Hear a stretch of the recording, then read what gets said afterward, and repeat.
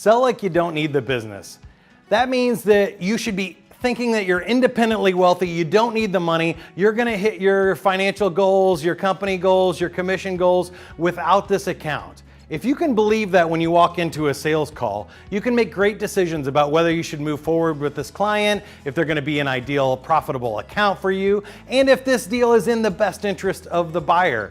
When you sell like you don't need the business, that means that you can walk away from negotiations that aren't gonna go your way. And it means that you can really focus on helping that buyer make the best decision possible. And really, that's what sales is all about.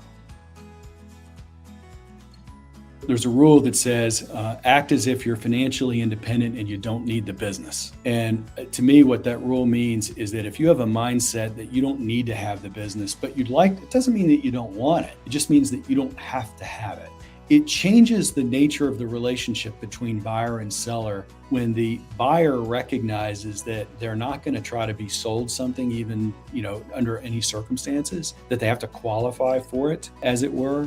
And that the seller is not desperate by any means. You start to get into equal business stature between buyer and seller. And at that point, you have a much, much higher regard and rapport with the two parties and therefore have a lot more success. A lot of it for me was mindset, where I really had to come to grips with the idea that I might get paid if they say yes. But the only way they're going to be successful is if they make way more money on putting this Sandler tactics to work than I did. And once I came to that revelation, when I watched some of my clients become millionaires, I realized that's what's most important. What's most important is I don't need the business. There's always another, some will, some won't. So what? Stop whining. Someone's waiting.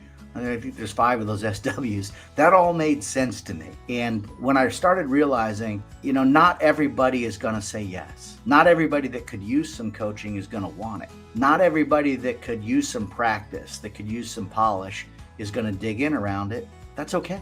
Discuss this rule with your sales team and think about how you can apply it to your sales process. If you need help, reach out to a Sandler coach. Go to sandler.com and click on the locator to find one near you, or click on the Enterprise tab if you have more than one location. We're here to help. Good luck and good selling.